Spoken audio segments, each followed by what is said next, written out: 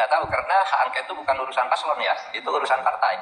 Apakah partai itu menggertak apa enggak, saya tidak tahu dan tidak ingin tahu juga. Maka saya tidak ikut-ikut bicara urusan partai. Secara pribadi mendukung hak angket?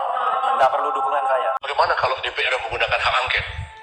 Ya, ini kan sekarang dikemukakan oleh PDIP, oleh Pak Hasto atau siapa begitu ya. DPR, PDIP akan mendorong hak angket. Hak angket itu hak DPR untuk melakukan penyelidikan.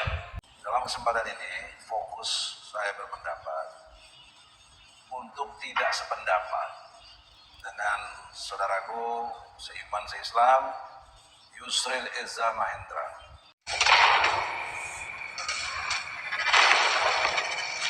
Pakar Hukum Tata Negara Yusril Iza Mahendra mengatakan untuk mengatasi ketidakpuasan akan pemilu 2024 maka bukan dengan menggunakan hak angket, melainkan dibawa ke MK dimaksudkan agar perselisihan itu segera berakhir dan diselesaikan agar tidak menimbulkan kevakuman kekuasaan. Jika pelantikan presiden baru tertunda, karena perselisihan yang terus berlanjut, Yusril menambahkan, penggunaan hak angket DPR akan membawa negara ini ke dalam ketidakpastian.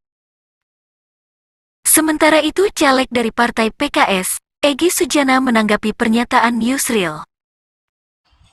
Dalam pendapatnya mengenai hak angket, itu bagi orang-orang yang sudah merasa kalah untuk digunakan kepada DPR RI ya. Padahal belum ada yang kalah sampai detik itu, belum ada. Ya, terhadap satu dugaan pelanggaran yang dilakukan oleh pemerintah. Nah,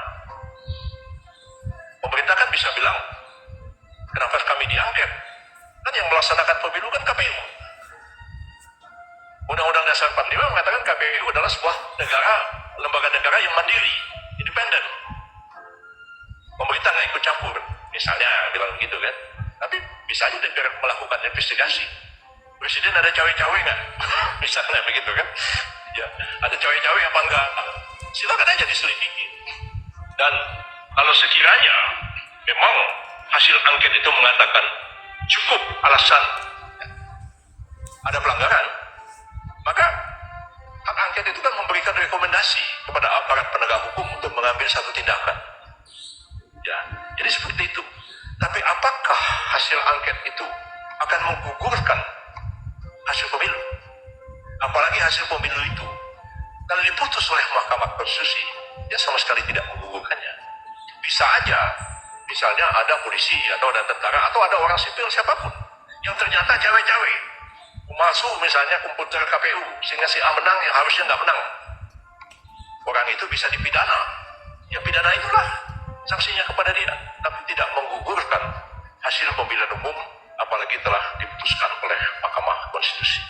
Perlu dipahami itu, belum ada yang kalah, baru perhitungan yang masing-masing klaim.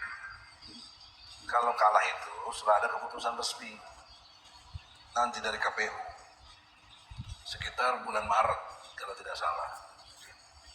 Nah, kalau sekarang posisinya belum ada yang kalah, belum ada yang menang, tapi ada yang mengklaim menang. Nah, itu persoalannya.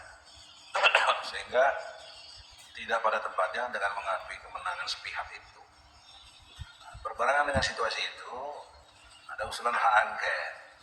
Ini udah benar ya, kalau nanti sudah diumumkan yang A, yang 01 kalah, 03 kalah, yang menang 02 baru digulirkan hak angket, itu berarti Yusril benar. Nah, sekarang Yusril tidak benar gitu logikanya, karena belum ada yang kalah. Jadi kita harus tegas dalam menghukum, itu harus tegas. Belum ada yang kalah, resmi dinyatakan oleh lembaga KPU.